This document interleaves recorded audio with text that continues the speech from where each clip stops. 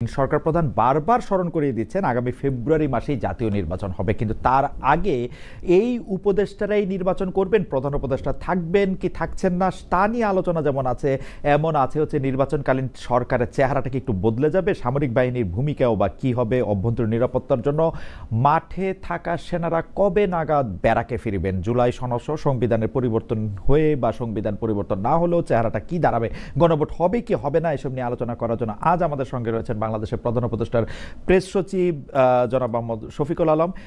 জনাব মোহাম্মদ শফিকুল আলম বাংলাদেশি সাংবাদিক হিসাবেও দেশ বিদেশে পরিচিত মুখ, অনেকদিন ধরে সাংবাদিকতা করছেন। শফিক ভাই, আপনাকে আমাদের সঙ্গে পেয়ে আমরা আপনাকে কৃতজ্ঞতা, শুভেচ্ছা এবং আন্তরিক ধন্যবাদ দিতে চাই। Thank you. শফিক ভাই, প্রথম যেই প্রশ্নটা আপনাকে করতে চাই সেটা হচ্ছে যে সম্প্রতি মানবাধিকার বিষয়ক একটা অনুষ্ঠানে আপনি একটা বক্তব্য দিয়েছেন, সেখানে মানে আমরা খ্যাতিমান সাংবাদিক শফিকুল আলমকে বলতে শুনেছি যে বাংলাদেশে মানবাধিকার প্রতিবেদনের একটা বড় সমস্যা হলো পত্রিকাগুলোর রিপোর্টের উপর নির্ভর করা। আপনি তারপরে ব্যস্ততার জন্য চলে গেছেন বটে, কিন্তু আপনার এই বক্তব্যের উপর ভিত্তি করে আরেকজন মানে আমি বলবো যে মানবাধিকার মানে বেশ পরিচিত মানবাধিকার কর্মী, যিনি গুম সংক্রান্ত তদন্ত কমিশনের সদস্য জনাব নূর খান লিটন, আপনার বক্তব্য শুনে অসুস্থতার কথা বলেছেন। একইভাবে ডক্টর সাইমেম পারভেজ, যিনি বিএনপি চেয়ারপারসনের ভারপ্রাপ্ত উপদেষ্টা, উনি বলেছেন যে একইভাবে শেখ হাসিনার সময়কার মানবাধিকার লঙ্ঘনের ঘটনাগুলো সংবাদের পত্রের প্রতিবেদন থেকে জানা গেছে। আমরা মাজুর আল মতিন, সুপ্রিম কোর্টের আইনজীবী, তিনি বলেছেন শফিক ভাই যে লেন্সে দেখলেন আসলে পৃথিবীকে, বাংলাদেশকে, আবু সাইদকে কিন্তু এই লেন্সেই পুলিশ দেখেছিল। জনাব শফিকুল আলম, আমি একটু আপনার মন্তব্য শুনতে চাই যে মানে আমরা সাংবাদিক শফিকুল আলম এবং মানে এটা পরিচয়টা আলাদা, কিন্তু আপনার চিন্তার ধারাতেও এটা পরিবর্তন নিয়ে এসছে কিনা আপনার? না, আমি এই বিষয়টা নিয়ে আমি আগেও বলেছি, এটা এমন না যে এই গভর্নমেন্টের সময় আমি এই কথাটা বলেছি, এর আগেও আমার এইটা অবজারভেশন। আপনি যখন হিউম্যান রাইটস নিয়ে কাজ করবেন তখন শুধুমাত্র আপনি যদি পত্রিকার উপরে আপনি ট্রাস্ট করেন, তাহলে আপনার যেটা হয় যে একটা ডিস্টর্টেড রিপোর্ট আসার সম্ভাবনা থাকে। কেন, পত্রিকার যারা সাংবাদিক তারা ডেডলাইন নিয়ে কাজ করে, মানে আজকের মধ্যে তার রিপোর্টটা দিতে হবে। তো ডেডলাইনের উপরে কাজ করলে যেটা হয় যে এতে আপনার ভুলভ্রান্তি হওয়ার সম্ভাবনাটা অনেক বেশি থাকে। আর যারা হিউম্যান রাইটস নিয়ে কাজ করেন তার তো আর ডেডলাইন নিয়ে কাজ না। তো একটা মার্ডার, এই মার্ডারটা সে খুব অনেস্টলি এবং খুব ডিপলি সে ইনভেস্টিগেট করতে পারে। তো ফলে যেই জিনিসটা উনি পত্রিকা ডেইলি স্টার দেখে নিচ্ছেন বা ঢাকা ট্রিবিউন বা আমার দেশ থেকে নিচ্ছেন, সেই জিনিসটা উনি কিন্তু নিজে ইনভেস্টিগেট করতে পারেন। আমার ওইখানেই কথা যে আমি বলছিলাম যে আপনি নিজে আরেকটু টাকা খরচ করে ফান্ড মোবিলাইজ করে যেই সমস্ত হিউম্যান রাইটস এর যেগুলো ইনসিডেন্ট হচ্ছে, বড় বড় ইনসিডেন্ট, আপনি এটা নিজে ইনভেস্টিগেট করেন, দেখেন। কেননা আমরা অনেক ডিসক্রিপেন্সি পাচ্ছি। আপনার একটা উদাহরণ দেই, যে যারা মফস্বলের সাংবাদিক আছেন, হ্যাঁ, যারা ডিস্ট্রিক্ট করেসপন্ডেন্ট, তার কিন্তু আপনি ভালোই জানেন তার 10টা আইডেন্টিটি থাকে। হ্যাঁ, সে একই ধারে সে সাংবাদিক, একই ধারে সে পলিটিক্যাল পার্টির সে লিডার, একই সাথে সে স্কুলের টিচার, একই সাথে সে বিজনেসম্যান, একই সাথে সে নানাবিধ কালচারাল অর্গানাইজেশনে সে থাকে। যে যখন ওই সাংবাদিক ধরেন কোন রকমের কোনো টার্গেটের শিকার হন বা কোনো ধরনের আঘাতপ্রাপ্ত হন, কোনো কেউ যদি থ্রেট করেন, তো এইটাকে অনেকে যে এই সাংবাদিক থ্রেট পেয়েছেন। আসলে উনি কি সাংবাদিকতার জন্য থ্রেট পেলেন, নাকি উনি ওনার বিজনেস সংক্রান্ত কোনো কারণে থ্রেট পেলেন, বা ওনার এর ফলে যেটা হয় যে আপনি দেখা যায় যে বাংলাদেশে একটা রিপোর্ট এসছে 496 জন সাংবাদিক থ্রেট পেয়েছে বা হ্যারাসমেন্ট করা হয়েছে বা থ্রেট পেয়েছেন। আমার কথা হলো এই যে এই জিনিসটা আপনি একটা সাংবাদিক, এই হিউম্যান রাইটস গ্রুপগুলোর উচিত প্রত্যেকটা মানে এটাকে থ্রেটটাকে বাছা, উনি কি কারণে ওনার প্রতি থ্রেটটা আসলো। না হলে হয় কি বাইরে একটা ডিস্টর্টেড পিকচার যায়, এই ডিস্টর্টেড পিকচার বাংলাদেশকে নিয়ে এক ধরনের বাজে একটা ইমপ্রেশন তৈরি হয়। এই কথা আপনি ঠিকই বলছেন যে কিন্তু আমরা কিন্তু যখন থেকে বাংলাদেশে মানবাধিকার সংস্থাগুলি কাজ করতে শুরু করছে তারপর থেকে কিন্তু এই অভিযোগ তাদের বিরুদ্ধে ছিল যে তারা শুধু সংবাদপত্রের প্রতিবেদনের উপর ডিপেন্ড করতেছে কিনা। কিন্তু আমরা কিন্তু এটা দেখছি যে প্রত্যেকটা মানবাধিকার সংস্থারই কিন্তু নিজস্ব রেপোর্টিয়ার আছেন বা নিজস্ব ফিল্ড ওয়ার্কার আছেন যারা এটা খোঁজ খবর নিয়ে থাকেন। তো আপনি যেরকমটা বলছেন যে হয়তো এটা খুব তাদের কম। হয়তো যেমন ধরেন না তাদের এটা প্রাইমারি সোর্স হয়তো অধিকার নিউজ কিছু পেপার ভালো কাজ শফিক ভাই, করেছে, কিন্তু প্রাইমারি সোর্স তো অধিকার কাজ করেছে, জি। আইন ও সালিশ কেন্দ্র বেশ কিছু কাজ করেছে, বাট ইনক্রিজিংলি আমরা ট্রেন্ড দেখছি, মেবি এখন গ্লোবাল ফান্ডিংটা কম, ফলে ইনক্রিজিংলি ট্রেন্ড আমরা দেখছি যে নিউজ পেপার, আপনি নিজেই দেখেন নিউজ পেপার 8টা নিউজ পেপার মনিটর করে এটা পাওয়া গেছে। এতে হয় কি মানে অ্যাকচুয়াল পিকচারটা আসে না, এটা আমি আমার অবজারভেশনটা দিয়েছি। কিন্তু মানে অনেকটা তো ডিপেন্ড করে হচ্ছে যে পারসেপশনের উপরও। আমরা যদি সাংবাদিকদের জায়গা থেকে আমরা ব্যাপারটা দেখি যে নিরপেক্ষভাবে আমরা যদি বিচার কাজ বা অপরাধমূলক কাজগুলি আইন শৃঙ্খলা বাহিনীর জন্য বা আদালতের জন্য রেখে দেই, তাহলে কিন্তু আমরা দেখব কয়েকদিন আগে একটা প্রেস ক্লাবে আক্রান্ত লোকেরা যখন পুলিশের সাহায্য চেয়েছেন তাদেরকে জেলে পুরে দেওয়া হয়েছে। তাদের মধ্যে একজন সাংবাদিক রয়েছেন, একজন রাজনীতিবিদ রয়েছেন। এটা তো হয়েছে। বাংলাদেশের সাংবাদিকদের বিরুদ্ধে যাদের অভিযোগ করা হয়েছে তাদের 11 মাস, 11.5 মাস, 14 মাস, এখন 14 মাস, রাইট, তাদের জামিন হয় না। এটা তো হইতেছে তো শফিক ভাই। মানে আপনি পরিসংখ্যান এবং মানবাধিকার যদি আলাদা করে, সাংবাদিককে কি তার সাংবাদিকতার জন্যই কি অ্যারেস্ট হচ্ছে নাকি অন্য বিষয়ে অ্যারেস্ট হচ্ছেন, এটা তো পুলিশ বলবে। পুলিশের সেই ইখতিয়ার আছে এবং পুলিশ এটা নিয়ে অনেক বলছেও। আর কিছু কিছু কেস যেগুলো জামিনের আসছে যে জামিন পাচ্ছেন না, বা কিছু কিছু ক্ষেত্রে অনেকের এগেনস্টে মার্ডার কেস দিয়েছেন, এবং আবারও বলি এই কেসগুলো কিন্তু গভর্নমেন্ট দেননি। মার্ডার কেসগুলো বেশিরভাগই ইন্ডিভিজুয়াল যারা ভিকটিম তাদের ফ্যামিলি দিয়েছেন। তো সেইগুলো ক্ষেত্রে অনেকে জামিন পান নাই। সেই জন্য তো আমরা এই আইনের কিছু চেঞ্জ এনেছি, 173 কি জন্য সিআরপিসির 173-এর আমরা আরেকটা সি বা 3 একটা ধারা যোগ করে এটা যাতে খুব দ্রুত ডিসপোজ অফ করা যায়, এবং এর জন্য আমার মনে হয় 40-50 জনের এটার ইনভেস্টিগেটিভ রিপোর্ট চলেও গেছে। এটা নিয়ে তো কাজ হচ্ছে না। কিন্তু জনাব শফিকুল আলম, আপনি মানে সাংবাদিকতায় আপনি কি করেছেন সেটা আমরা সবাই জানি যে আপনি আসলে এই 3 দশকের সময় ধরে আপনি সাংবাদিকতা করছেন। এই সময়ের মধ্যে আপনি যদি বলেন যে সরকার মামলা দেয় নাই, সেইটা কি আমরা এটা নিতে পারবো? আমরা তো দেখতে পাচ্ছি যে সরকার যেইটা চাইতেছে, মানে সরকার যখন যা চাচ্ছে তার বিরুদ্ধে মামলাটা নেওয়া হচ্ছে বা মামলাটা থাকতেছে, কারণ অ্যাটর্নি জেনারেল অফিস থেকে না, এটা আমার মনে হয় আপনি আরো ইনভেস্টিগেট করেন। সাংবাদিকগুলোর বিরুদ্ধে যে মামলাগুলো হয়েছে সেখানে যদি সরকারের কোনো সম্পৃক্ততা পান আপনারা রিপোর্ট করেন। আমরা যেটা জানি যে জুলাই আগস্টে যারা খুন হয়েছেন, যাদের উপরে যাদেরকে গুলি করা হয়েছে, তাদের ফ্যামিলিগুলো এই মামলাগুলো করেছে, এবং এই ক্ষেত্রে আমি নিজে কিছু জিনিস আমার নিজে আমি যদি আপনার সাথে কথা বলা তো আনন্দদায়ক। আমি নিজে এখন যদি নাম বলি, যে ধরেন 71 টিভিতে কাজ করতেন শাকিল সাহেব বা তার স্ত্রী ফারজানা রূপা, তাদের 14 মাস বা 15 মাস ধরে তাদের বিরুদ্ধে মামলাটা কি হত্যা মামলা, খুনের মামলা? এটিকে আপনি দেখেন না, এটা তো এটাই তো বললাম যে ইন্ডিভিজুয়াল কেউ মামলাটা দিয়েছেন, আমরা তো দেই নাই, ইন্ডিভিজুয়াল দিয়েছে। আপনি জানেন মানে সরকারকে এতে প্রভাব বিস্তার করতেছে যাতে তাদের জামিন না হয়। বা কয়েকদিন আগে যে এই যে মঞ্জুরুল আলম পান্না বা ঢাকা বিশ্ববিদ্যালয়ের শিক্ষক হাফিজুর রহমান কার্জন, আপনার বন্ধুই হবেন হয়তো বা আপনার সমবয়সী আমাদের, তো উনাকে কার্জন আমার বন্ধু না, কার্জনের বিষয়ে আমি অত ভালো জানি না। আচ্ছা, উনি বিশ্ববিদ্যালয়ের শিক্ষক, আগের গভর্নমেন্টের খুব ক্লোজ ছিলেন, এটা জানি। মানে আগের গভর্নমেন্টের ক্লোজ ছিলেন, সে ঠিক আছে, মানে সেটা তো আর মানে তার বিরুদ্ধে প্রসিডিংস এর কারণ হইতে পারে না না, বাট আমরা তো এটা বলছিও না। তার বিরুদ্ধে পুলিশ যেটা ইনভেস্টিগেট করে যেটা পেয়েছে সে অনুযায়ী তারা চার্জ এনেছে।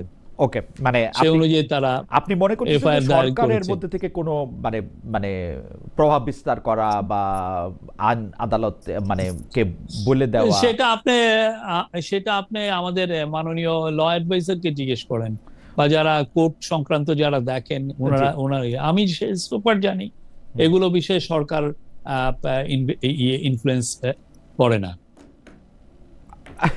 আচ্ছা, এগুলির ভিতরে সরকার ইনফ্লুয়েন্স করে না। তো আমরা তাহলে পরবর্তী প্রসঙ্গে যাওয়ার আগে আমি এই বিষয়ে একটু একটু বলতে চাই যে আপনি কি মনে করেন যে মানে আমরা যদি এটা এখন ইনভেস্টিগেট করে দেখতে চাই যে সরকার আসলে ইনফ্লুয়েন্স করতেছে বা করতেছে না, তো সেই ক্ষেত্রে আপনি একটা পরামর্শ দিলেন যে আমরা ল অ্যাডভাইজারকে জানতে চাইতে পারি। তো ল অ্যাডভাইজার কাছে জানতে চাইলে ল অ্যাডভাইজার বলতেছেন যে না, এটা করতেছেন না। কিন্তু আমরা মানে আর কি করতে পারি? আপনি আমাদেরকে এটা একটু বলবেন যে এটার মধ্যে থেকে আমরা কি ইনভেস্টিগেট করলে বা কি করলে আমরা জানতে পারবো। কারণ আমি আমার জায়গাটা বলি, কারণ আমি দেখতেছি কোর্ট জামিন দিতেছে না, যেখানে জামিন পাওয়া তার অধিকার। জামিন কেন দিতেছে না? কোর্ট বলে ভয় পাচ্ছে। এখন ভয়টা কাকে পাচ্ছে এটাও আমি বুঝি না, কিন্তু কারণ হচ্ছে তার বিরুদ্ধে মামলা চলুক। আমি এটা চিফ জাস্টিস সাবেক, তার ক্ষেত্রেও এটা দেখছি যে তারা আসলে মানে মামলাটা করতেছে হচ্ছে খুনের, কিন্তু তার বিরুদ্ধে অভিযোগটা হচ্ছে সংবিধানকে ডিস্টর্ট করার, সংবিধানের ওথকে এটা করার। আমরা কি করতে পারি এটা যদি একটু বলতেন, যে মানে এটার মধ্যে থেকে ইনভেস্টিগেশনটা কি করব? মানে আমরা তো আর জজ সাহেবকে গিয়ে জিজ্ঞেস করতে পারি না যে আপনি এটা কিসের জন্য দিতেছেন না। আমরা এটা আদালতে বসে থেকে শুনতেছি যে না, একটা মানুষ একটা যদি তার বিরুদ্ধে অনেকগুলো অভিযোগ থাকে, অনেকগুলো কারণেই তো কোর্ট জামিন না দিতে পারেন। এটা কোর্ট আপনাদেরকে বলবে, বা আমি তো বললাম এটা ল মিনিস্ট্রি বলবে। ওকে, এটা ল মিনিস্ট্রি বলবে। ওকে, আমরা গত কয়েক মাস ধরেই সরকার প্রধান ডক্টর ইউনূসের মুখ থেকে সরাসরি, কখনো আবার আপনার কাছ থেকেও শুনছি যে আগামী ফেব্রুয়ারি মাসেই জাতীয় নির্বাচন হবে। কেউ কেউ বলতেছে যে নির্বাচনকালীন সরকারের চেহারাটা পাল্টে যেতে পারে, উপদেষ্টাটা কমতে পারে, বাড়তে পারে। এ ব্যাপারে কি আপনার কাছে কোনো তথ্য আছে, বা আপনি আমাদেরকে কোনো তথ্য নিশ্চয়ই আছে, মানে আপনি শেয়ার করতে পারবেন কিনা যে উপদেষ্টা পরিষদে একটা পরিবর্তন আসতে পারে কিনা? আমি যতটুকু জানি যে নির্বাচন ফেব্রুয়ারির 15 তারিখের মধ্যেই হবে, এটা এক। দ্বিতীয় হচ্ছে যে নির্বাচনকালীন গভর্নমেন্ট বলে কিছু নাই, ইন্টারিম গভর্নমেন্টই এতে থাকবে। এবং সোফার আমি যেটা জানি যে কোনো ধরনের চেঞ্জ আমি দেখছি না যে আসছে। কেউ কেউ এই অভিযোগ করছেন যে এই উপদেষ্টা পরিষদ মধ্যে আসলে ওরকম ফিটনেসের অভাব রয়েছে যে যারা এই ইলেকশনকালীন একটা সময় সামাল দিতে পারবেন। কেউ কেউ আবার এটা বলছেন, আপনি জানেন যে আপনি যাকে ভবিষ্যতের প্রধানমন্ত্রী হিসেবে দেখতে চেয়েছেন, যে শেষ জনাব নাহিদ ইসলাম বলেছেন যে এই উপদেষ্টা পরিষদের আসলে সেফ এক্সিট নিয়ে কথা বলেছেন। তিনি বলেছেন যে তার দল থেকে এটা বলা হয়েছে কয়েকজন উপদেষ্টার ব্যাপারে ফাঁস করা হবে অনেক গোপন কিছু। আপনি এইটাকে কি হয় দেখতেছেন যে উপদেষ্টা পরিষদের বিরুদ্ধে একটা অনাস্থা কিনা রাজনৈতিক মহলগুলিতে? না, আমরা তো দেখছি যে তাদের সাথে আমাদের খুবই গভীর সুসম্পর্ক আছে। পলিটিক্যাল আপনি যদি রেসে থাকেন অনেক ধরনের তো কথা অনেকে বলেন। তো আর আমি মনে করি আমাদের government so far they did an excellent job, এবং প্রত্যেক ইন্টারিম গভর্নমেন্টের প্রত্যেক অ্যাডভাইজারই ভালো কাজ করেছেন। না হলে আপনি যেটাকে চ্যালেঞ্জ ভাবতেছেন ইলেকশন, আমরা মনে করি এর চেয়েও বড় চ্যালেঞ্জ আমরা গত 15 মাসে উত্তরণ করে এসেছি।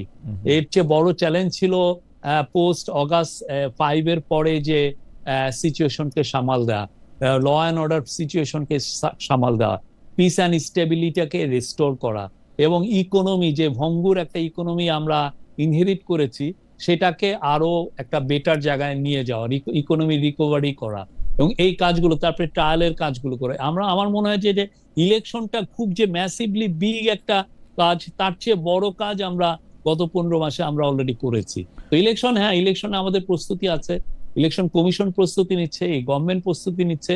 আমি অন্তত বলতে পারি যে আমি গত 1-1.5 মাসে আমি অনেকগুলো মিটিং এ ছিলাম যেখানে ইলেকশনের প্রস্তুতির কথা হয়েছে, কি কি প্রস্তুতি নিচ্ছি সেগুলো আসছে। এবং আমরা দৃঢ় বিশ্বাস করি যে প্রত্যেকটা ইলেকশন, এই যে ফেব্রুয়ারি 15 তারিখের মধ্যে যে ইলেকশনটা হবে এটা খুবই সুশৃঙ্খল এবং ভালো ইলেকশন হবে, পৃথিবীর বাংলাদেশের ইতিহাসে one of the best election হবে, আমরা এটা মনে করি।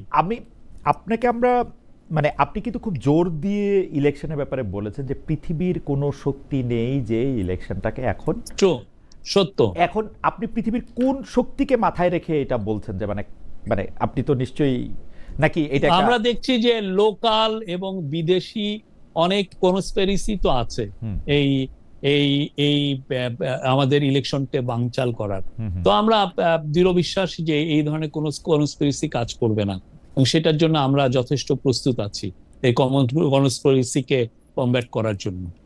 আপনি এই সরকারের সবচেয়ে বড় কাজগুলির কথা বলতে গিয়ে আপনি পিস এন্ড স্টেবিলিটির কথা বলছিলেন, আপনি ভঙ্গুর অর্থনীতিকে ঠিক করার কথা বলছিলেন, কিন্তু সেগুলি কি মানে আরো খারাপ হতে পারতের জায়গা থেকে আপনি বলতেছেন, নাকি সত্যি সত্যি একটু ভালো হয়েছে? কারণ পিস এন্ড স্টেবিলিটির কথা বলতে গিয়ে সরকার ছাড়া বাকি সবাই মানে এক ধরনের, মানে সরকারে যারা আছেন তারাও আসলে এক ধরনের নেতিবাচক কথা মাঝে মাঝে বলেন, আর বাকি সবাই তো বলেনি। আপনি এটাকে আসলে কিভাবে দেখেন? খোদ উপদেষ্টাদের মধ্যেও আমরা অনেক সময় অনেকগুলি বিষয়, আমি আপনি চাইলে কোর্টও করতে পারি যে অনেকগুলি বিষয়, যেমন উপদেষ্টা পরিষদের একজন বলেছেন যে আমরা মার্কিন যুক্তরাষ্ট্রের সাথে কিসের বিনিময়ে কি পেলাম এটা আমাদের সবার জানা উচিত। ভয়ঙ্কর কথা। পররাষ্ট্র উপদেষ্টাদের মধ্যে একবার বলেছেন যে আমরা এখানে একটা করিডোর দেওয়ার কথা ভাবছি, পরে বলা হচ্ছে যে এটা দেওয়া হচ্ছে না। আপনি জানেন এরগুলা।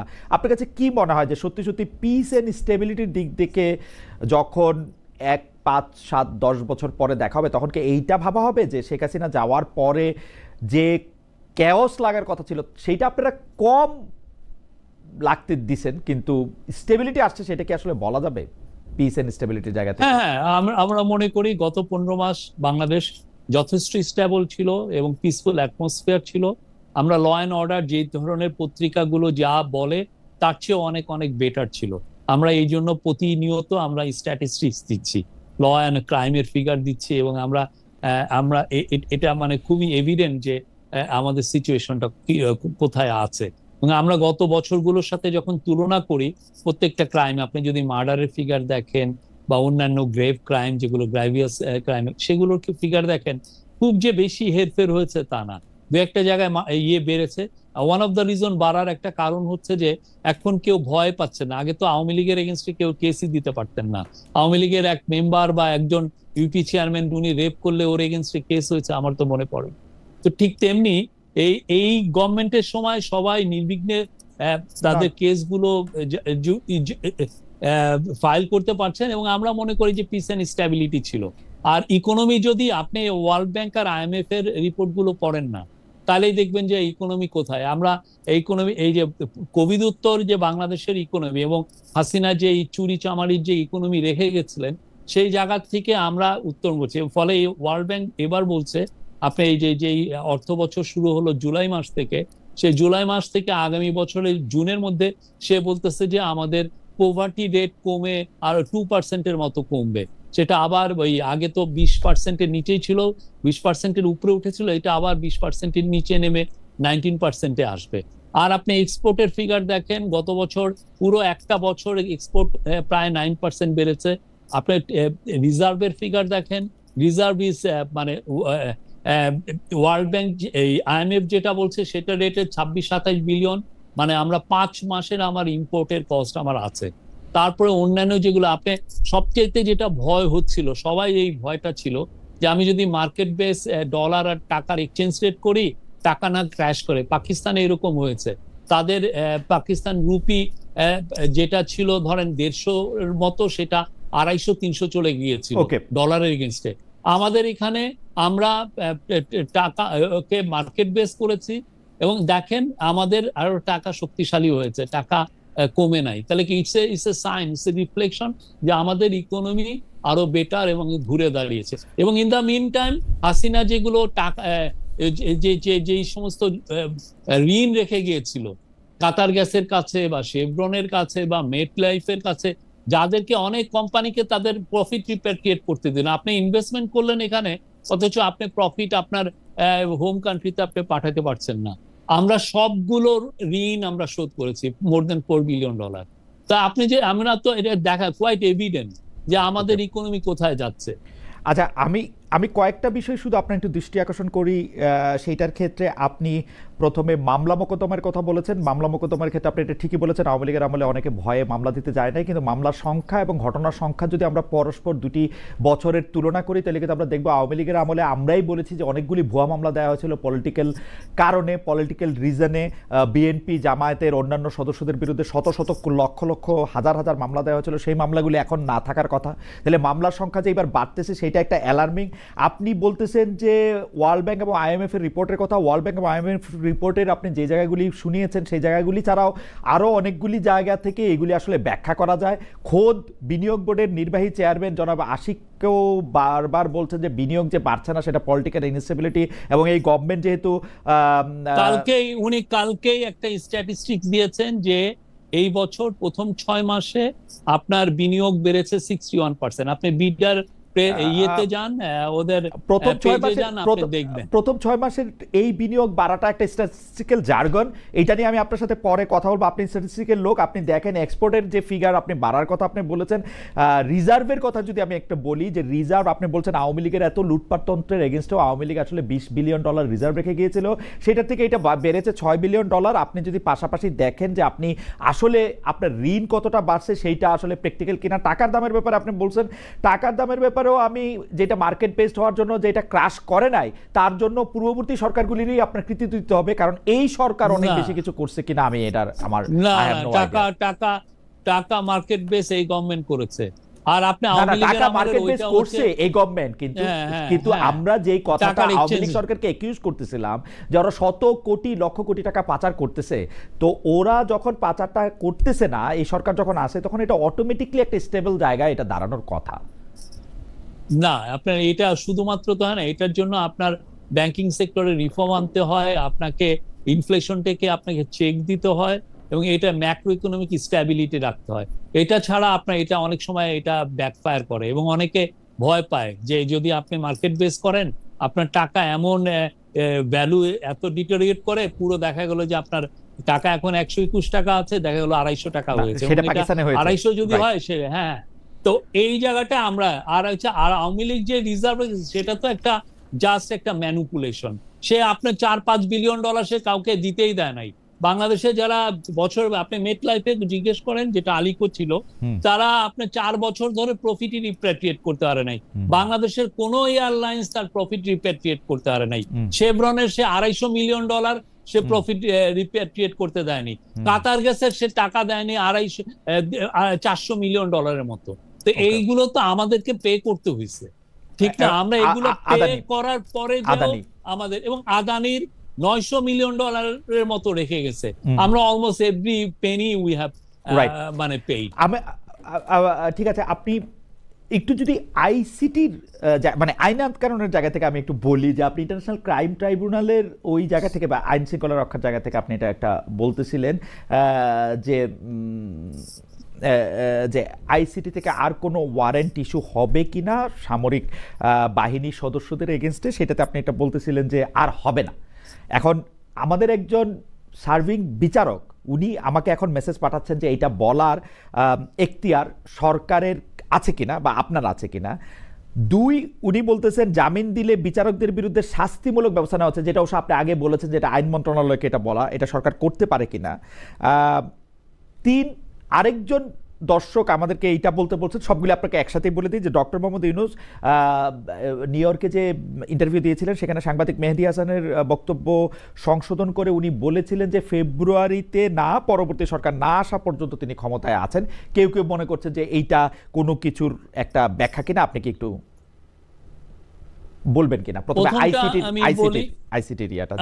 আইসিটি আপনি আমার স্টেটমেন্টটা যদি পড়ে দেখেন, আমি যেটা মানে যেহেতু ওই সময় খুব রিউমার আর স্পেকুলেশন হচ্ছিল, আমি কিন্তু ওদের বরাত দিয়ে বলেছি, আমি নিজে বলি নাই। আপনি পুরো এই স্টেটমেন্টটা পড়েন। এই স্টেটমেন্টে আমি আইসিটি যে অফিস, চিফ প্রসিকিউটর অফিসের সাথে কথা বলে ওদের বরাত দিয়ে কথা বলছি, আমার কথা না, এটা ওদের বরাতের কথা। আপনি আবার একটু দেখেন আমার স্টেটমেন্ট। জি, আপনি বলতেছেন, আপনাকে যেটা উদ্ধৃত করা হয়েছে সেটা অনেকটা এরকম: এই মুহূর্তে সশস্ত্র বাহিনীর আর কোনো কর্মকর্তার বিরুদ্ধে গ্রেপ্তারি পরোয়ানা জারির কোনো পরিকল্পনা নেই। তার মানে হচ্ছে যে এটাই তো আপনার বক্তব্য না? এটার পরের সেন্টেন্সে দেখেন যে আমি ওই যে কোট আনকোটটা দেখেন, আমি ওদের বরাত দিয়ে, আমরা আইসিটির প্রধান প্রসিকিউটরের দপ্তর থেকে জানতে পেরেছি যে এই মুহূর্তে সশস্ত্র বাহিনীর আর কোনো কর্মকর্তার বিরুদ্ধে। ঠিক আছে, আপনি বলেন তাহলে আমি আমার প্রশ্নটা একটু করব, যে হ্যাঁ আপনি তাদেরকে কোট করতেছেন সশস্ত্র বাহিনীর কর্মকর্তাদের বিরুদ্ধে। আমার প্রশ্ন যে এইটা কিন্তু বাংলাদেশ আইন কানুন থাকলে কিন্তু এটা আইসিটির প্রসিকিউটরের দপ্তর এটা বলতে পারে না আসলে। এখন আইসিটির প্রধান প্রসিকিউটর জিজ্ঞেস করে সে অস্বীকার করবে। Trust you me. আমি তাজুল ইসলাম সাহেবকে যদি জানতে চাই, তাজুল ইসলাম সাহেব তো জানে না এরপরে আর কোনজন এটার মধ্যে আসবে। এটা তো একটা অনগোয়িং প্রসেস, এটা আগামী 50 বছর ধরে থাকবে এই প্রসেস। উনি কেমনে বলবে এটা? এটা তো এটা মূলত বলা হচ্ছে আপাতত, ঠিক আছে? যে এটা ওই দিন যে স্পেকুলেশন হচ্ছিল, যেই আপনি যদি পুরো ফেসবুক গুলো দেখেন বা আপনি দেখেন, ওইটার জন্য আমরা জানাচ্ছি, ওই দিনের জন্য এটা আমরা ওই দিনের জন্য, রাইট? মানে এই মুহূর্তে, মানে আমরা আপনি এই মুহূর্তে আমরা জানাচ্ছি। হ্যাঁ, আপাতত তারা এতজনকে দিয়েছেন, এখন ওরা ভাবছেন যে আগামীকাল আবার হবে, বা অনেক ধরনের স্পেকুলেশন।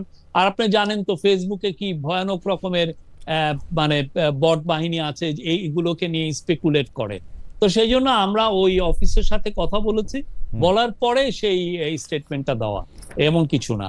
আর আপনি যেটা চিফ অ্যাডভাইজারের বিষয়ে যেটা বললেন, উনি বলেছেন যে এই ফেব্রুয়ারির কথা উনি বলেছেন যে ফেব্রুয়ারিতে যে ইলেকশনটা হবে, হওয়ার পরে যে গভর্নমেন্টটা আসবে তার কাছে ক্ষমতা হস্তান্তর করার সাথে সাথে আমরা আর নাই।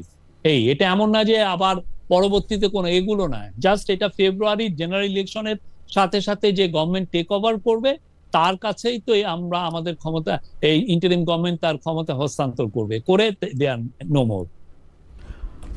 ওকে, আপনি বট বাহিনী এবং ফেসবুক সহ অন্যান্য সোশ্যাল মিডিয়াতে যা চলছিল, বিশেষ করে গত 2-3 দিন, বা আমরা আগেও দেখেছি যে এরকম গুজবের বন্যায় ভেসে যাচ্ছে সামাজিক মাধ্যমগুলো, আপনারা কি, মানে আপনি কি ওই বিষয়টাকে আমলে নিয়ে ট্রাবল শুটিং করার জন্য ওই দিন এটা আপনি বললেন? কারণ আমি আপনার এই বক্তব্য যখন পড়তেছিলাম, শুনতে তো পারি নাই, যখন পড়তেছিলাম তখন মনে হয়েছে যে আপনি কোনো একটা ক্রাইসিস সামাল দেওয়ার চেষ্টা করতেছেন। Was there any crisis on that moment of time? না, একটা জিনিস তো বাংলাদেশে এগুলো হলে যেটা হয় যে প্রচুর ধরনের অপতথ্য ইয়েতে আসে, অনলাইনে আসে। তো সেটা অপতথ্যকে আমাদেরকে কমব্যাট করা, তো এটা আমাদের একটা রোল, সে কাজটাই আমরা করেছি। যে অপতথ্য ছিল ফেসবুকে সেটাকেই আমরা কমব্যাট করেছি। মানে মোটামুটি ভাবে অপতথ্যটার এগেনস্টে যাতে সরকারের অবস্থানটা সামনে আসে বা সত্য অবস্থানটা সামনে আসে, সেই জন্য আপনি এটা বলছেন। আচ্ছা, সত্যি সত্যি কি সরকার প্রধান এবং সেনা প্রধানের মধ্যে একটা টেনশন আছে? মানে কেউ কেউ এটা দেখতেছেন যে, আমি আমি আমি যদি খুব স্পেসিফিকলি বলি যে 30 জন সামরিক কর্মকর্তার বিরুদ্ধে আইসিটির যে অভিযোগটা 1 বছর পরে যেটা আসলো, সেইটা আসলে সরকার এবং সেনার বাহিনীর মধ্যে, ডক্টর ইউনূস এবং জেনারেল ওয়াকারের মধ্যে একটা টানাপোড়েনের ইঙ্গিত দেয়। বিষয়টা কি আসলে সেরকম কিছু? আপনি কি ওদের প্রেস কনফারেন্সটা শুনেন নাই? সেই প্রেস কনফারেন্সে কি এমন কোন হিন্টস আপনি পেয়েছেন?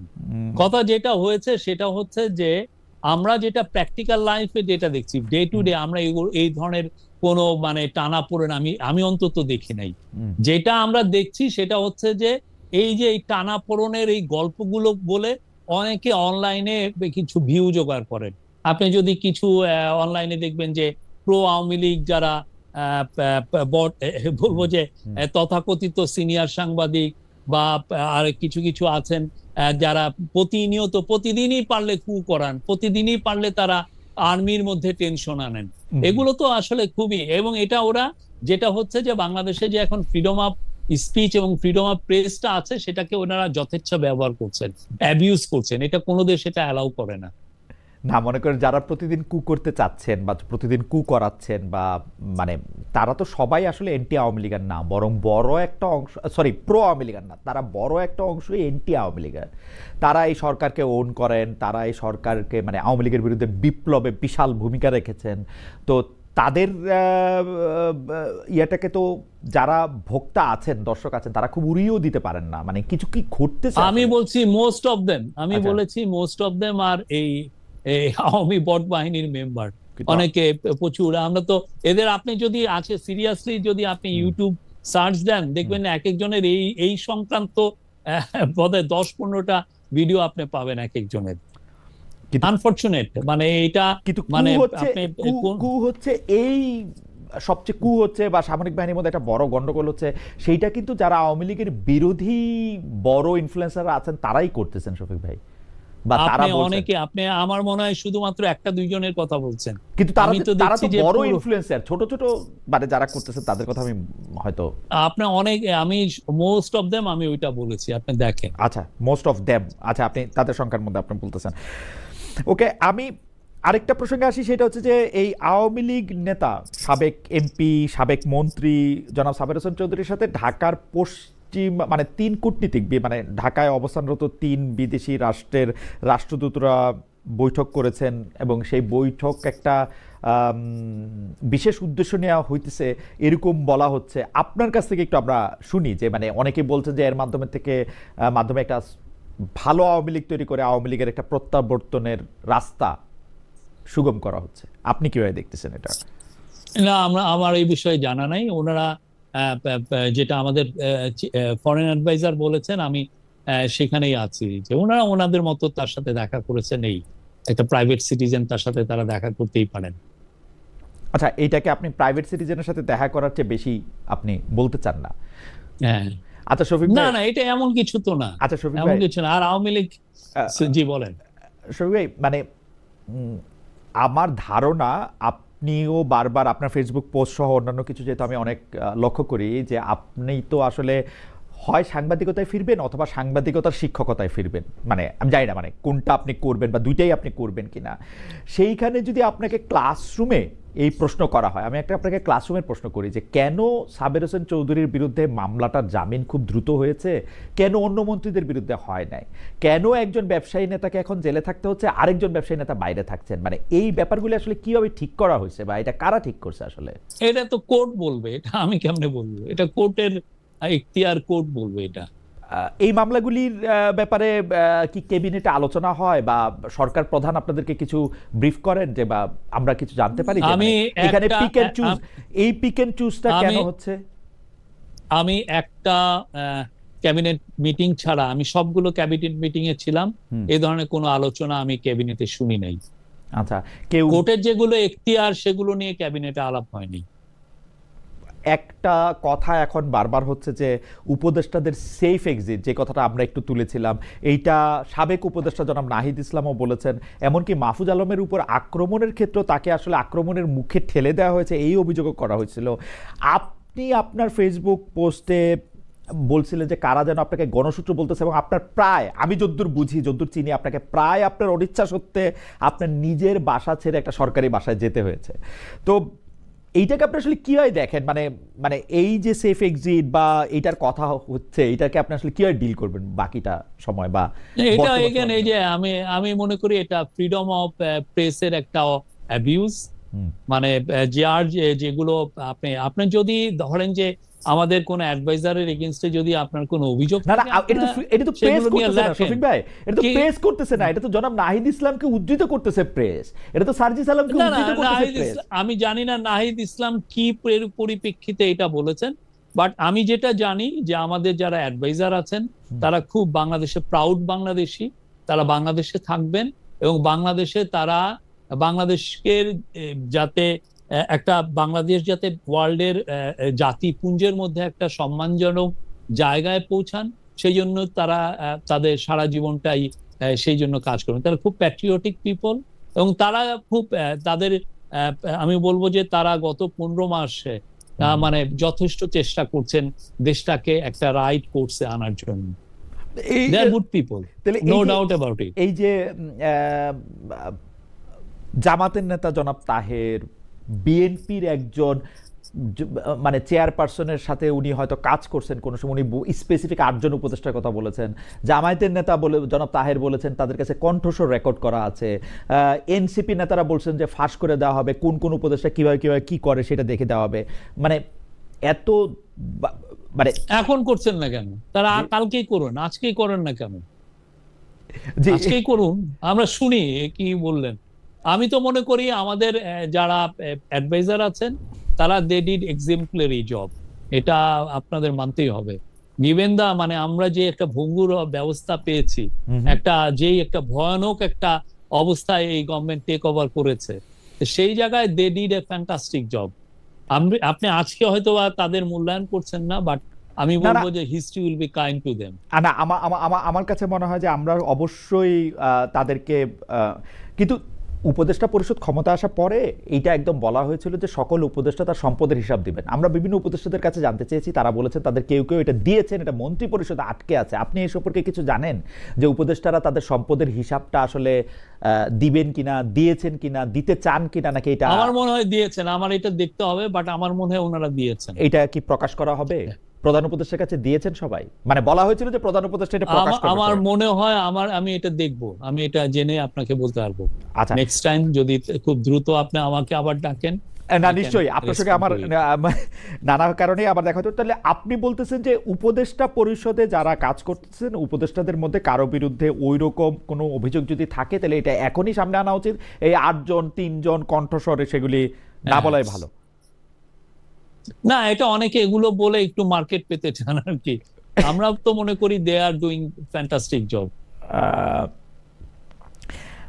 বাংলাদেশের উপদেষ্টা, আমাদের উপদেষ্টারা। আচ্ছা, একটা তো আছে যে মানে আমি বললাম যে কিছু উপদেষ্টা দায়িত্ব পালনে অনীহা দেখাচ্ছেন, কারো অভিযোগ কিছু উপদেষ্টা আখের গুছিয়েছেন এরকম অভিযোগ। জামাতের গুরুত্বপূর্ণ নেতার কথা বললাম যে তিনি জনাব তাহের, অন্তর্বর্তীকালীন সরকার কোন ষড়যন্ত্রে লিপ্ত সেটা তাদের কাছে নাম কণ্ঠ রেকর্ড আছে। বিএনপি থেকে আর বিএনপি তো ছাত্র নেতৃত্বে থাকা আশা উপদেষ্টাদের বিষয়ে কয়েক মাস ধরেই অভিযোগ করেছে তাদের নিরপেক্ষতা নিয়ে। নিরাপত্তা উপদেষ্টা পদেও তারা দাবি করেছিল। এই এই এই এই সময়ে মানে আপনাদের কাছ থেকে যেহেতু বা আপনার কাছ থেকে আমি এটা জানতে চাই যে মাননীয় প্রেস সচিবের কাছ থেকে যে আপনারা কোনো একটা স্টেটমেন্ট বা মানে এরকম কিছু ইস্যু করবেন কিনা যে আসলে এই জায়গাগুলিতে কি করা উচিত বা এরকম কোনো বাস্তব ভিত্তি আছে কিনা কোনো কিছুর, মানে আপনারা কি না যেটার বাস্তব ভিত্তি নাই সেটা নিয়ে আমরা স্টেটমেন্ট দিব কেন? না আপনারা তো গুজবকে, আমরা তো মনে করি আমাদের cabinet they are doing great job. ক্যাবিনেটের যারা মেম্বার আছেন, ইন্টারিম গভর্নমেন্টের যারা অ্যাডভাইজার আছেন তারা খুবই ভালো কাজ করছেন। এবং আপনারা যদি মনে করেন যে না ওনারা ভালো কাজ করছেন না, তাহলে যেটা করা যায় যে আপনারা তাদের কাজগুলো নিয়ে দেখেন, ইনভেস্টিগেট করেন। এটা নিয়ে আপনি একজন না 5, 6, 7, 8, 10 জন সাংবাদিককে নিয়োজিত করেন যে তার বিষয়ে জানার বিষয়ে, আপনারা তাদের বিষয়ে জানেন, রিপোর্ট করেন। আমরা তো কোনো নিউজে তো বাধা দিচ্ছি না যে না এর বিষয়ে আমি রিপোর্ট করা স্টেটমেন্টের যাবে। কথাটা কেন বললাম, গুজব না ছড়ানোর জন্য বা মিথ্যাকে কমব্যাট করার জন্য আপনারা কিন্তু তথ্য দিয়েছেন, কিন্তু উপদেষ্টাদের বিরুদ্ধে একের পর এক অভিযোগের ক্ষেত্রে আমরা স্পেশালি আপনাকে বেশি একটা আমি এটাকে কথা বলতেই শুনি নাই। আপনি যদিও অন্যান্য বিষয় নিয়ে কথা বলেন কিন্তু এইটা নিয়ে প্রেসকে মানে আপনি অ্যাড্রেস করতেছেন না, এটা নিয়ে আসলে বেশি এগুলো বললে হয় কি, এটা আরো কেউ এটাকে আরো বলা হয় যে তাকে আরো আমরা প্রমোট করছি, এই টাইপের একটা আমরা এটাকে সিরিয়াসলি নিচ্ছি না। সেই জন্য আমরা এই বিষয়ে কোনো স্টেটমেন্ট দেওয়ার কোনো পক্ষপাতী নয়। পরবর্তী প্রসঙ্গে যাওয়ার আগে আমরা আপনাকে উদ্ধৃত করে দর্শকদের কাছ থেকে একটা মতামত জানতে চেয়েছিলাম যে আগামী 50 বছরেও আওয়ামী লীগের ফেরার সুযোগ দেখা যাচ্ছে না। এই এক সাক্ষাৎকারে প্রধান উপদেষ্টা প্রেস সচিব জনাব মোহাম্মদ শফিকুল আলম কথা বলেছিলেন। প্রিয় দর্শক, একথা সঠিক বলে মনে করেন কিনা? খুবই ইন্টারেস্টিং। শতকরা 50% দর্শক এটাকে সঠিক মনে করেন, শতকরা 50% দর্শক এটাকে সঠিক না মনে করেন। 23,000 দর্শক এখানে ভোট দিয়েছেন, মানে একদমই 50-50। ইন্টারেস্টিং। এইটা খুবই মানে মানে আমার মনে পড়ে না মানে এই জরিপের ক্ষেত্রে একদম এরকম কাটাকাটা 50-50 হয়েছে কিনা এটা আমার আর কখনো মনে হয় না। আমি জানি না, মানে এটা একটু ইন্টারেস্টিং। আচ্ছা, জুলাই ঘোষণাপত্র বা জুলাই সনদ, যেটাকে জুলাই ঘোষণাপত্র বলা হচ্ছে, সেইটা নিয়ে একটু আপনার কাছে জানতে চাইবো যে প্রধান উপদেষ্টা যখন জাতির সামনে জুলাই ঘোষণাপত্র তুলে ধরেন সে সময় আমরা বিএনপিকে মানে ঘোষণাপত্রের জায়গাটা তুলে ধরছেন তখন বিএনপিকে সবচেয়ে বেশি সন্তুষ্ট দেখছি, আপনাদের পাশে দেখছি। জামায়াতে নিয়ে সতর্ক মন্তব্য করেছিল।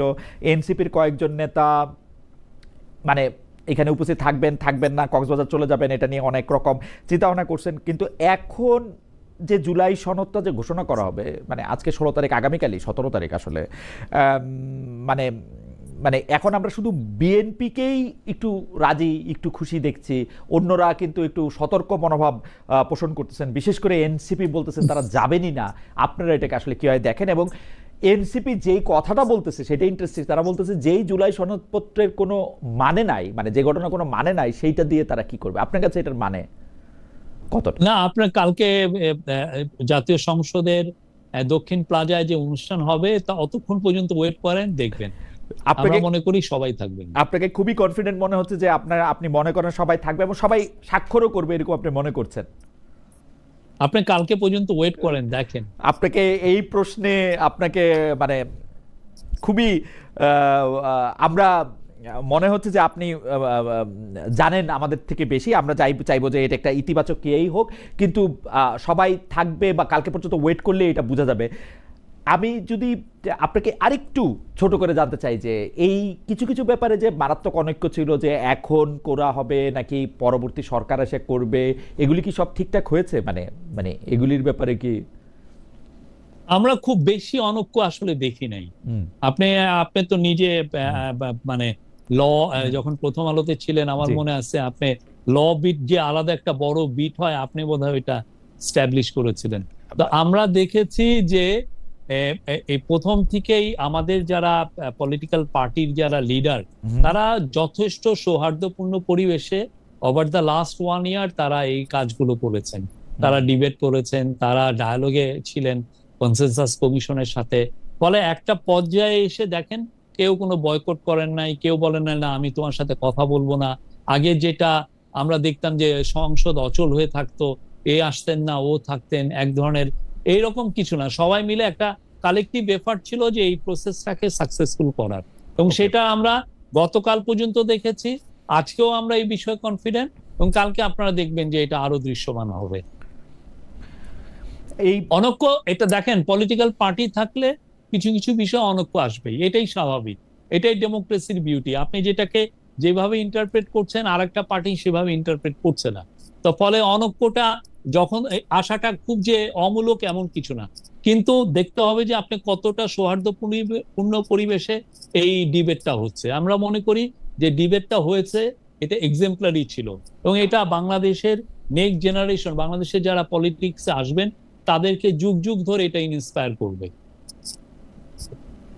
আপনি এই যে জুলাই ঘোষণাপত্র বা যে যে বিষয়গুলিতে রাজনৈতিক ঐক্যমত্য কমিশন যে যে বিষয়গুলি নিয়ে কথা বলেছেন বা যে সে বিষয়গুলি তুলেছেন এবং যে আলোচনাগুলি করেছেন, সেই আলোচনাগুলিকে ভবিষ্যতের রাজনীতিতে আপনি দেখতে পাচ্ছেন যে এটা একটা বড় ভূমিকা রাখবে? মানে এটা একটা খুবই কোয়ালিটেটিভ চেঞ্জ, এটা খুবই খাওয়া দাওয়া ওরকম কিছু না, এটা খুবই কোয়ালিটেটিভ। আমি তো মনে করি এটার উপরে মিনিমাম আপনি 10-15-20টা বই পাবেন, সবাই যে যার পার্সপেক্টিভে যারা ডিবেট করেছেন সেগুলো। আর আমরা তো পুরো অনেকের কাছে পুরো ভিডিওগুলোই আছে, আমরা প্রত্যেকটা সেশন আমরা লাইভ ব্রডকাস্ট করেছি। আর আপনি যদি কিছু না হয়, আপনি দেখেন আমরা 54 বছর ধরে আর্টিকেল 70 নিয়েই আমরা কোনো ঐক্যমতে আসতে পারি নাই। আছে না, আর্টিকেল 70-র কারণে আমাদের সংসদ কোনোদিন আসলে এফেক্টিভ কোনো সংসদ হয়নি। যেটা হয়েছে সবাই জি হুজুরের সংসদ হয়ে গিয়েছিল। সেই জায়গায় দেখেন কি ব্রিলিয়ান্ট একটা ডিসকাশন হয়েছে, এবং একটা সবাই একটা ঐক্যমতে এসেছেন আর্টিকেল 70 বিষয়ে। আমিও সেই আলোচনা শুনতেছিলাম, এবং আলোচনা শুনে অর্থ বিল কাকে বলে সেইটা আবার বেশ কিছু লোক বুঝতে পারছে বলে এটা আমার ভালো লাগছে। কারণ রাজনীতিবিদরা প্রথম তর্ক শুরু করছিলেন অর্থ বিল ধরে, মানে অর্থ বিল ছাড়া বাকি সব বিলই আলোচনা করা যাবে। এখন অর্থ বিল যে সব বিলই যে অর্থ বিল, হাওয়েভার আমি একটু সেই আলোচনাগুলি শুনেছি। সেই আলোচনাগুলি আসলেই বাংলাদেশের রাজনীতিতে বা রাজনৈতিক ইতিহাস পর্যালোচনা একটা বড় ভূমিকা রাখবে। কিন্তু বাংলাদেশের রাজনৈতিক ইতিহাস পর্যালোচনায় যারা আরেকটা বড় ভূমিকা রাখে তাদের মানে অংশগ্রহণ নিয়ে একটা বড় কথা আমরা ধারাবাহিকভাবে শুনতেই পাই, সেটা হচ্ছে ডিজিএফআই।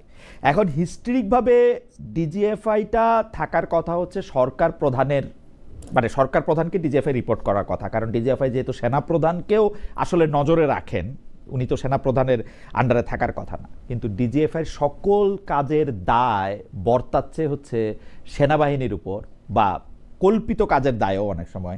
এটা কিরকম? এমনকি আমি উপদেষ্টাদের কাছেও জানতে চেয়েছিলাম যে আপনারা যে এই কাজটি সরকারের ভিতরে সরকারের কথা বলছেন, ক্ষমতার কেন্দ্র বলছেন, সেটি কেন? যারা আসিফ মোহাম্মদ সজীব ভুঁইয়া কিন্তু আমাদেরকে স্পষ্ট বলেছেন, আমার যদ্দূর মনে পড়ে আরও একজন উপদেষ্টা, এই মুহূর্তে নাম মনে পড়ছে না, তিনি বলছেন যে আসলে কাগজে কলমে যা আছে ব্যাপারটা তা সবসময় নাও হতে পারে। আপনার কাছে কি মনে হয়, ডিজিএফআই কি ডক্টর মোহাম্মদ ইউনূসের কথা শুনছেন? মানে উনার অধীনে বা উনার কর্তৃত্বে আছেন নাকি? আমি তো মনে করি এটা সম্পূর্ণ ওনার অধীনে আছেন। আমি তো এর ব্যর্থ হয়েছে আমি এরকম তো আর দেখি নাই। না, কথাগুলি খুবই আমাদের ইম্পর্টেন্ট একটা ইন্টেলিজেন্স এজেন্সি, এবং তারা তাদের যেটা কাজ সেই কাজগুলো খুব সিনসিয়ারলি করছেন। কথাগুলি কোত্থেকে আসে? কথাগুলি আসে হচ্ছে যে আয়না ঘরে ডক্টর মোহাম্মদ ইউনূসকে যাওয়ার আগে সেটা ডিজিএফআই কর্তৃক আসলে সেটাকে ঝাড়মুছ বা অন্য পরিবর্তন করা হয়েছে।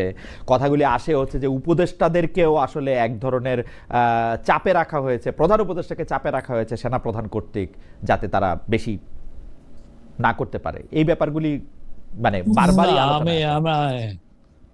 না, এটা আসলে যেটা হয় কি, ডিজিএফআই নিয়ে আমাদের দেশে খুব মুখরোচক গল্প চলে। হ্যাঁ, জানেন ডিজিএফআই এটা করেছে, ওইটা করেছে। আমি আমার সময় দেখেছি অনেক সাংবাদিক মানে ডিজিএফআই তাকে ডাক দিয়েছে সেটা নিয়ে খুব বলতেন, এবং একটা ভয়ের একটা ইয়ে। অবশ্যই ডিজিএফআই এর আগের যে কাজগুলো ছিল সেগুলো তো অনেকগুলো স্ক্রুটিনাইজ মানে হচ্ছে, বাট আমরা আমাদের পুরো সময়টুকু আমরা বলতে পারবো যে ডিজিএফআই খুবই এই গভর্নমেন্টের মানে খুবই একটা ইম্পর্টেন্ট একটা ইন্টেলিজেন্স এজেন্সি হিসেবে কাজ করেছে। শফিক ভাই, ডিজিএফআই এর যে বাজেট, যেটা আমরা আসলে সেইভাবে কখনো জানতে পারি না, আমরা দেখেছি যে শেখ হাসিনা সরকারের সময় ডিজিএফআই একটা খুবই মানে বিশাল বাজেটে কাজ করছে, মিডিয়াকে হয় নিয়ন্ত্রণ করার জন্য অথবা মানে কখনো ক্যারট মানে কখনো পুরস্কার কখনো শাস্তি দেওয়ার ক্ষেত্রে তারা বাজেট অনেক বেশি পেয়েছে। এই একই বাজেট কি আছে নাকি বাজেটে পরিবর্তন হয়েছে? একই কার্যপরিধি কি আছে না কার্যপরিধির পরিবর্তন হয়েছে?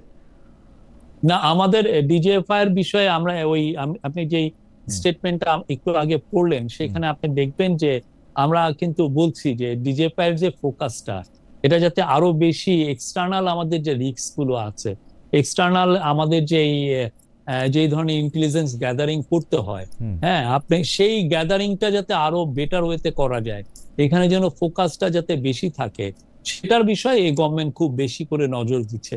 আপনি দেখেন 2017 সালে এই 7.5 লক্ষ রোহিঙ্গাকে আপনি দেখেন জেনোসাইডের শিকার করে তাদেরকে মায়ানমার মিলিটারি বাংলাদেশে পাঠিয়ে দিয়েছে, যে একদম ইয়ে করে। এইটার কোনো ইন্টেলিজেন্স সেরকম ভাবে ছিল না আমাদের। এটা তো একটা ম্যাসিভ ইন্টেলিজেন্স ফেলিউর।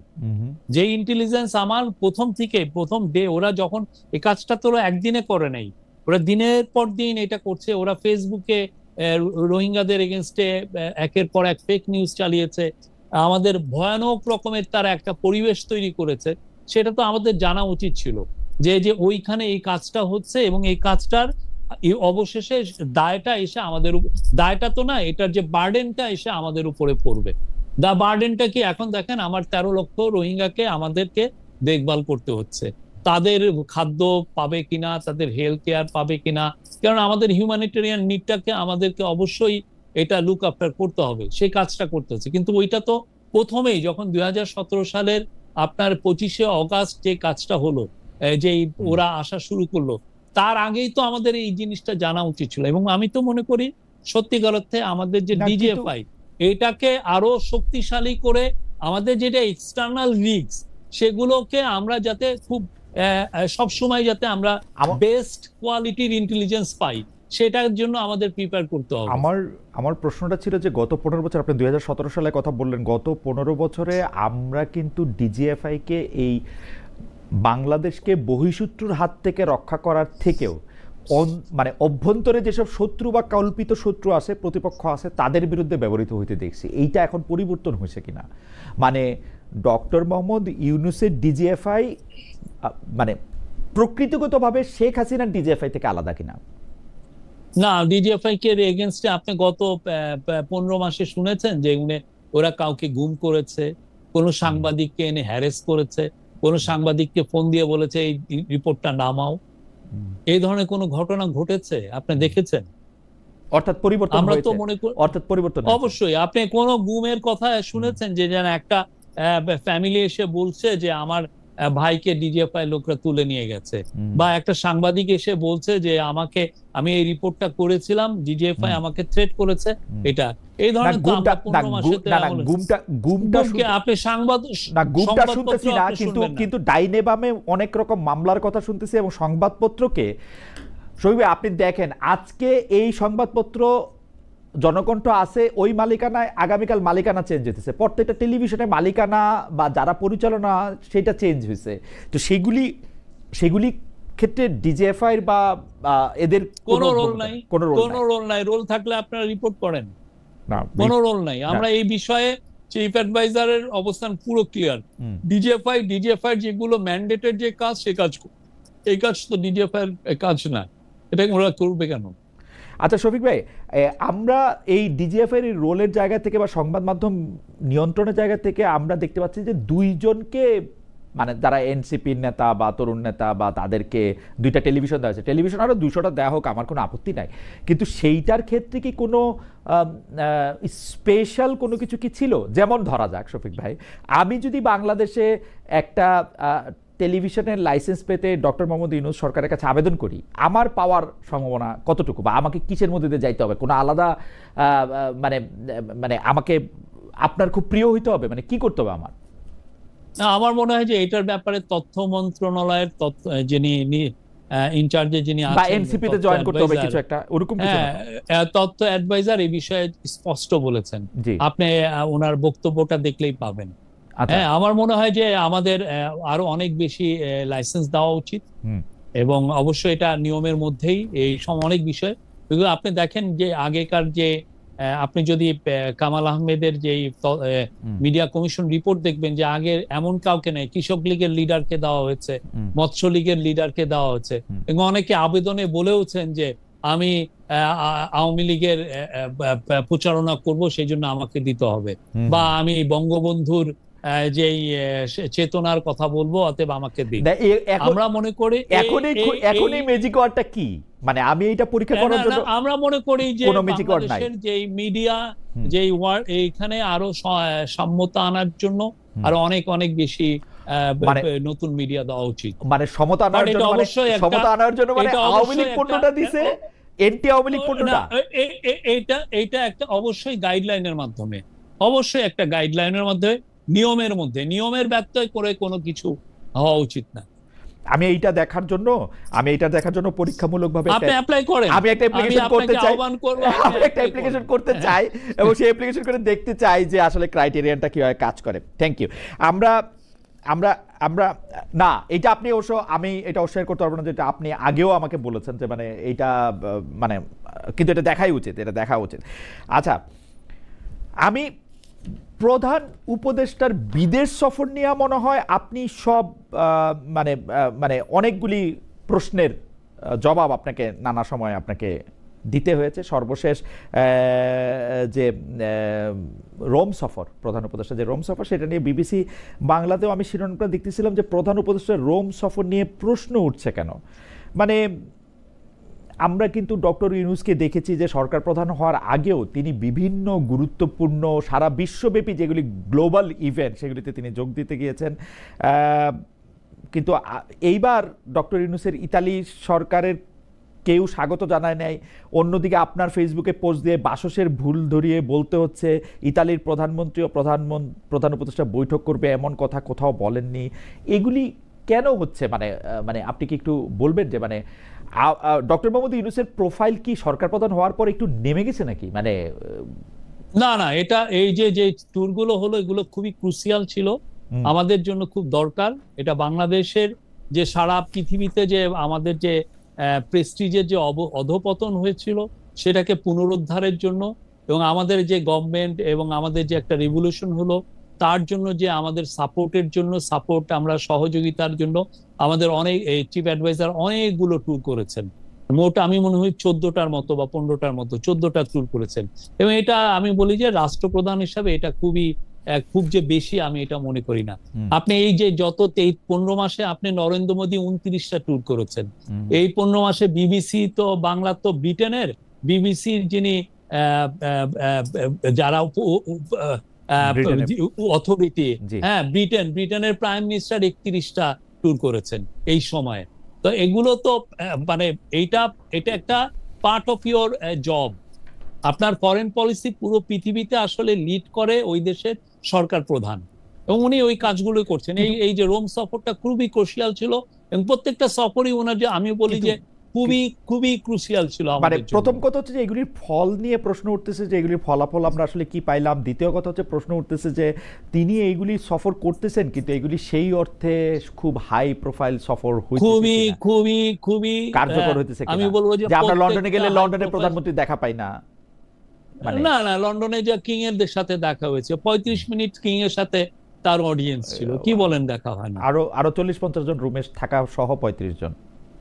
না না, এটা আলাদা। আপনি দয়া করে আপনি বাকিংহাম প্যালেসের সাথে যোগাযোগ করবেন যে ওই দিন উনি যে দেখা করেছেন উনি এটা কি কি ওয়ান এক্সক্লুসিভ টু কোন ওয়ান একটা সময় নাকি পেয়েছিলেন, ওয়ান অন ওয়ান কোন সময় এক্সক্লুসিভ পেয়েছিলেন? 35 মিনিট পেয়েছেন, এক্সক্লুসিভ 35 মিনিট পেয়েছেন, মানে কনস্টিটিউশনাল, এক্সক্লুসিভ। মানে কি বলে, মানে উনি তো আলংকারিক, আলংকারিক একজন, মানে না বাট আপনি আপনি আপনি ট্রাম্পে দেখেন না, ট্রাম্পও যে ওই ওনার সাথে দেখা করেছেন, রাইট। এটা কি ইয়ে নাকি? আপনি কিং এর একটা অডিয়েন্স পাওয়া খুবই কঠিন একটা বিষয়।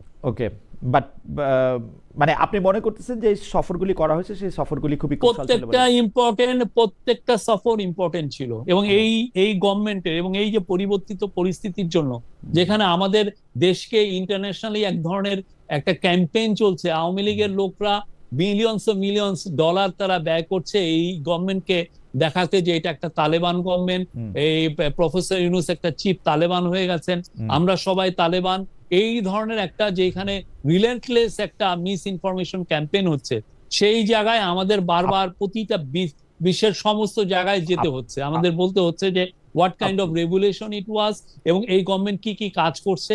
আমরা ফরেন ইনভেস্টর আনতে চাচ্ছি, আমরা যেই সমস্ত জায়গায় চিফ অ্যাডভাইজারের ফোকাস দিচ্ছেন সেই বিষয়ে, প্রত্যেকটা বিষয়ে আমরা চিফ অ্যাডভাইজার কথা বলছে। আপনারাও কি লবিস্ট নিয়োগ করেছেন বা করছেন? আপনাদের বক্তব্য কোথায় আপনি দেখেছেন লবি? না, আমি লবিস কোথায় আপনি দেখেছেন? জানতে চাইছি। আপনি দেখেন, আপনি বলেন আমরা লবিস নিয়োগ করেছি কিনা। আমি আপনার কাছে জানতে চাইছি, মানে সরল প্রশ্ন। না আপনারা আপনি করেছেন কিনা? না, কারণ হচ্ছে আমরা কি, করিনি। প্রশ্নটা কোত্থেকে আসছে আমি বলি। জামায়াতে ইসলামের একজন লন্ডনের নেতা জনাব আবু বকর, উনি বলেছেন যে শেখ হাসিনাকে ক্ষমতা থেকে উৎখাত করার জন্য ডক্টর মোহাম্মদ ইউনূস আগে থেকেই লবিস্ট নিয়োগ করেছিলেন, এবং তার জন্য যে টাকা পয়সা ব্যয় করেছেন তারও একটা তিনি বর্ণনা দিয়েছিলেন। আমরা এটা নিয়ে তো সত্য মিথ্যা জানি না, প্রশ্ন করছি যে আমি ওনাকে ফোন দিয়েছিলাম, আমি আচ্ছা। বললাম যে আপনি যে এত বড় একটা ডাহা মিথ্যা কথা বললেন, এটার একটা আপনি দিবেন। উনি বললেন যে বাংলাদেশি পত্রিকা যারা এটা ছেপেছে প্রত্যেককে উনি রিজয়েন্ডার পাঠাবেন। মানে এটা একটা ডাহা মিথ্যা উনি ছিল। তো মুখে বলেছেন, মুখেই তিনি ডাহা মিথ্যা কথা বললেন এবং জামাতের নেতা। হ্যাঁ, উনি এটা ডাহা মিথ্যা কথা বলেছেন। ওকে, আর এই সরকার এখন পর্যন্ত কোনো লবিস্ট নিয়োগ দেয় নাই সরকারের কথা বলার জন্য? না, কিন্তু না।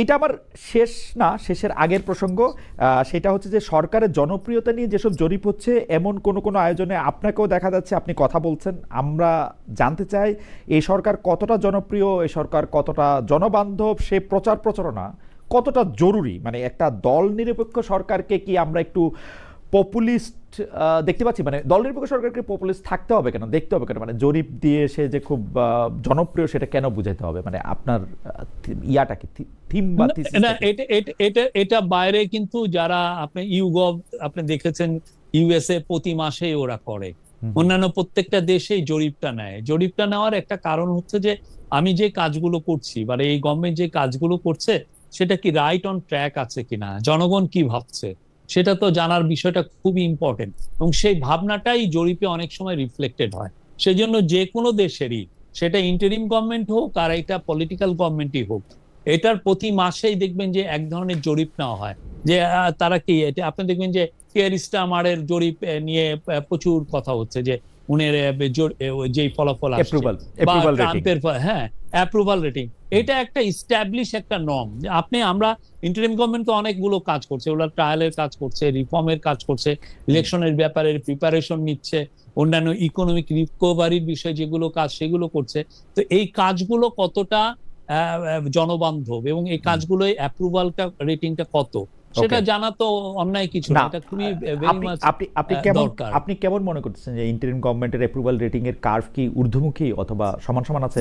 আমি মনে করি এটা আমাদেরকে যা আমরা পাচ্ছি যে it is very good, it's around 80%, sometimes more than that, maybe sometimes less than that. কেউ কি আপনাদেরকে আরো বেশি সময় থাকতে বলতেছেন, 5-2 বছর বা 5 বছর? না, এই গভর্নমেন্টের কখনোই 5 বছর। এখন ওনাকে যদি কেউ এসে বলেন বা আপনাকে যদি বলেন যে খালেদ মহিউদ্দিন ভাই আপনি 10 বছর এই ঠিকানার এই প্রোগ্রামটা চালান, আপনি তো আপনার অনুযায়ী চলবেন। আর এই গভর্নমেন্ট প্রথম থেকেই ক্লিয়ার ছিল তার ম্যান্ডেটটা কি।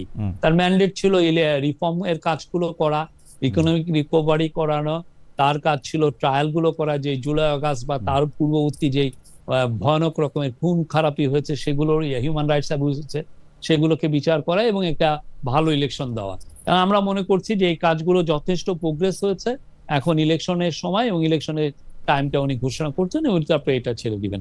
এখন আপনি 10 বছর চান আর 50 বছর চান, প্রফেসর ইউনূস উনি একটা লাইন টেনে দিয়েছেন যে না, ফেব্রুয়ারির প্রথমার্ধে ইলেকশন হবে এবং এরপরে উনি তার যে পুরনো যে কাজগুলো উনি করতেন এবং খুব আনন্দের সাথে করতেন, সেই কাজে ফিরে যাবেন।